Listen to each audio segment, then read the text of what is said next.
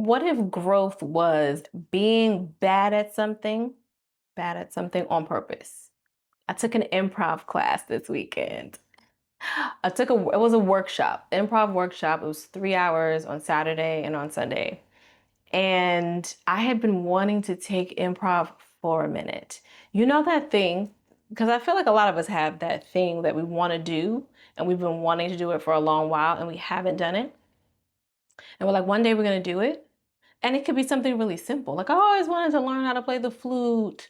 I always wanted to, go to a pottery class ever since I've seen ghosts, like whatever whatever it is, we have that thing that we're like, I've always wanted to try X.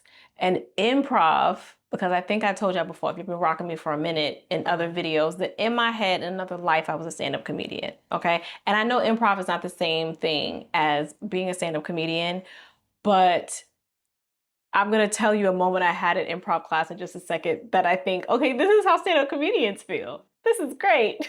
But I took this improv workshop. It was 3 hours on Saturday, 3 hours on Sunday. It's something I always wanted to do and could have done at any point and didn't do. And I'm going to talk about why I feel like now is the time that I did it in just a minute. So stick with me. Let's go on this journey together. I was super excited about this class. I was very open. I knew that I was going to have to be like silly and kind of just get out of my head, get out of my body, get out of a lot of stuff to be able to do improv. It's a skill. Thinking on your feet, it takes focus, it takes a lot of listening, it takes a lot of assessing and observation, and just going with your gut, just like do like whoop, feel the reaction, make it happen, commit to something, do not worry about it being wrong. And as a former perfectionist, that could be a thing, right? I think, I'm reformed, but you're always kind of former because it was a part of your being for a while. And so this is really good. I feel like it's good for anybody. But I remember there's this moment in the very first day of the workshop. We had learned all these exercises. So we learned yes and we did zip zap zop. And, if you know, you know. And we did all of these different exercises in improv that were really fun, right? And really help you to kind of get out of your head, get out of your body, focus in, lock in, get grounded, and just do the thing. There's no script. You have like one moment or a word, and that changes how you move your body, how you react, how you act. And you just go for it, which is pretty cool. But at the end of the first day, we did this exercise called, what was it called? It was called something like be an expert at something you know nothing about. And you get up there, this is one you do individually. A lot of things we were doing in pairs or in like small groups or all together. So this is the first thing on the first day that we're doing by ourselves. And I did not volunteer for anything in the beginning to go first, but I volunteered to go first in this exercise. I was feeling that comfortable after like almost 3 hours of talking to people, getting to know people. And I got up on the stage and the audience, right, the rest of the class, and there were about 10 of us all together, had to give you something to be an expert about that you know nothing about, ideally. Like it's something off the wall. So mine was how to turn light into energy. And you have to talk about it like, this is your jam. Like this inside and out.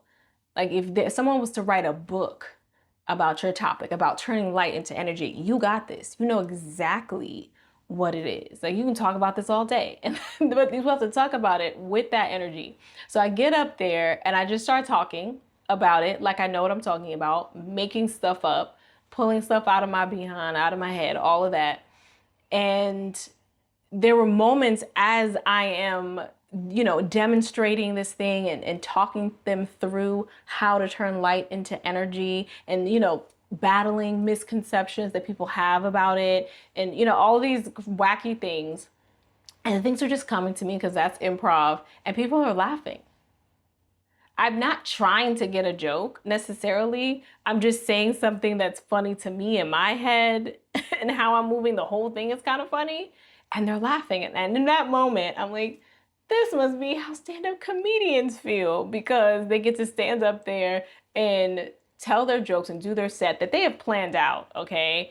and get laughs, or even when they don't, when it feels very off the cuff, because they're doing crowd work. But I've learned even crowd work, I've watched certain comedians do crowd work and watched them repeat certain crowd work things, right? So if they have a bit of crowd work, they pick out somebody who's wearing a turtleneck, they kind of have a bit around somebody with a turtleneck. Now, the thing with crowd work is, but I think with improv too, is you do not know how the other person is going to respond. You don't know what's going to happen. You can't make them respond any kind of way. It's not scripted. And so you kind of have to go with the flow. So even if that's your bit, you still have to be open to listening, going with the flow, and thinking on your feet, depending on what they say. So it has to make sense. It has to be like a dance. And I was like, this is amazing. I feel like that was one of my favorite parts, to do something and someone else laugh. Because your friends could be like, girl, you funny, you crazy, you funny. And but other people that don't know you wouldn't laugh. And it was just fun. It was a nice moment for me, if nothing else. But there was much else, in the weekend in doing the improv class. And that's just one thing that I decided that I'm gonna do while I'm here. That's not necessarily my creative lane. I talked a lot on this channel. I have a whole playlist that I'm dedicating to this, even though I don't have a whole lot in there yet. But I want to be able to go back and and and kind of watch this journey if I want to go back and watch this journey. So I made a playlist. But I talked about how, as a creative performer in my youth, and how much that was such a big part of my identity, that I'm in my 40s now figuring out what that looks like now. And initially, I thought that looked like getting back to the things that I was doing then. So it looked like getting back to writing poetry, and maybe finding some places to do some spoken word, and getting back to like singing, and at least going to more karaoke and da da da da. But I wasn't feeling moved and motivated by that anymore. And some of that was kind of scary, because I was like, is this just a season? That was such a huge part of my identity. Like, writing poetry, I've written a book of poetry. It was what I did in graduate school as part of my creative capstone. Like, it was just like, is that is that all I got for that part, that season, that element? I thought there was more in there. I thought that that was more ingrained in who I am. Um, and spoiler alert, it is in some ways. Coming back to that, there's a lot of things. Okay, we gotta let this unravel. We gotta let this unfold. Um, but that's one of the things that I want to do, is the theater, the improv, and I've been drawing with my daughter. And I feel like oh, I'm gonna be an artist. I'm gonna just go out and sit by the beach and like sketch people. Like, no, I don't have the motivation for that, but I am motivated to try out things that are not in my lane creatively and learn from them. Acting, improv, not in my lane, but I definitely learned a lot that weekend, and it was fun. Drawing, despite what my husband says, because he thinks that I can draw, okay, based upon an assignment I did in second period art class when I was in 11th grade, that I still had when we met. And he was like, wow, you're an artist. And he won't let me throw it away. It's still in storage, y'all. I was like, this is something I did. And he was like, you're such a good artist. So despite what he says, okay, because I have artists in my family, for real, for real. I'm like, not, I do feel like, and I have been told by artists, but I do feel like I do have an eye for composition, and I want to play with that. So she's been teaching me some things about drawing and illustration, and I've been thinking, hey, I might want to pick up some paints and just play, and just play. And I could be bad at it purposefully. It's not something that I'm like, oh, people be like, you have a natural talent for this, or you're like a prodigy. The thing that you're a prodigy for as a kid, or things that people noticed about your talents. I'm like, it's none of that. But it's something that I would try creatively, because I feel like in trying these other things creatively, it's new. I'm just doing it for fun. I'm just playing, and it reignites creativity in a different way, and in a genuine way. I don't have to be like, I need to sit down and get back to writing poetry like I used to, and then I'll find it. I'm like, nah, I'm just gonna have fun, and I'm gonna play and see what happens. Now, I said earlier, I was like, why this was the time for me.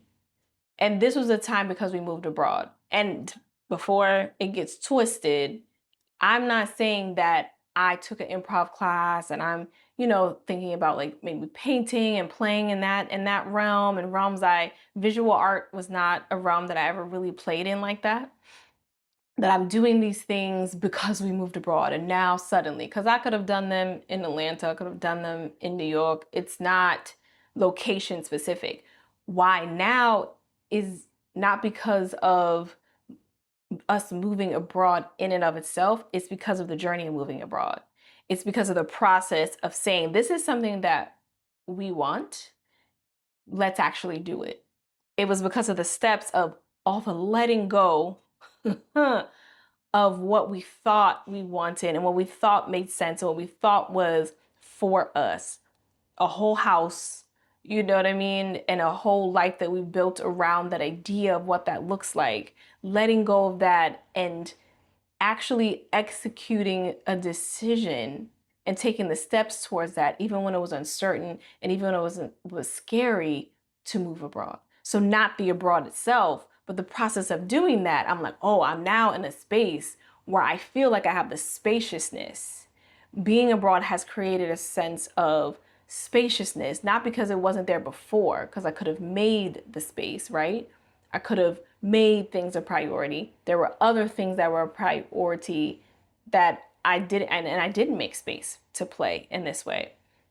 But now that I see like this is what we're capable of within this process of doing it, like, yo, we did this. I'm like, oh, I do have the space. There was a recognition and a realization that came from the process of doing this. And now I'm more open in filling, not fully filling, but like dabbling in that spaciousness with certain things that I feel ignite me creatively.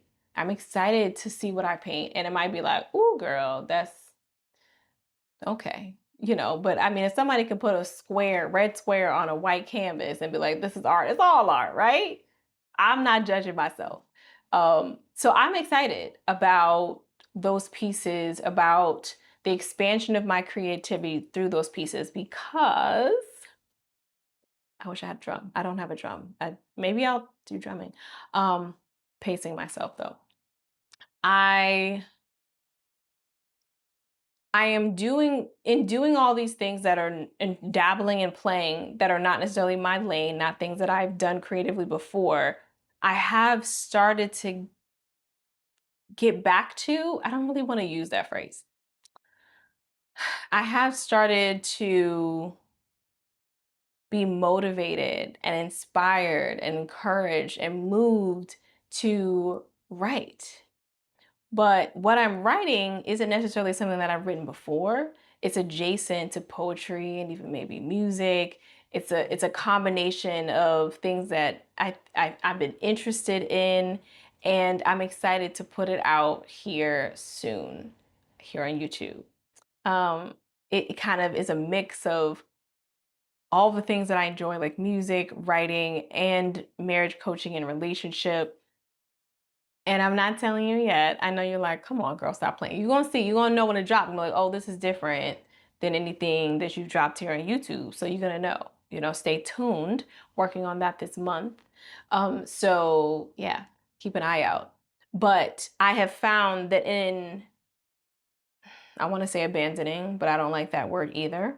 But in putting on the shelf the things that defined me creatively in the past and picking up things that I haven't actually done but have piqued my interest or I'd like to just try and play with, it has brought me full circle to a new way for me to play that is closer to what I've done in the past and what has been part of my identity. But I didn't force it and I didn't push it. I was just open and I just allowed for it to come naturally, to come organically through messing around with stuff and being bad at something big, or the possibly being bad at it because it wasn't something that I was familiar with. Um, it's not something that is necessarily a natural talent, some might say. So that has been part of a beautiful journey that I'm on here and now. And not, like I said, just because I'm abroad, but the process of doing this, the mindset process for me, the emotional process for me, the tactical and logistical process for me that kind of showed me a little bit more of what I was capable of has allowed this to blossom. And this is the season, and this is my season, and I don't know what's going to come of it creatively. But I dang sure am excited to find out.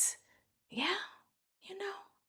So I'm taking you guys along with me on that journey, on that creative journey. So if that's something that interests you, check out the playlist. Um, Something about creativity in my 40s. I forgot what I named it, but you're going to see it. It's going to make sense. And you can follow along with my journey too.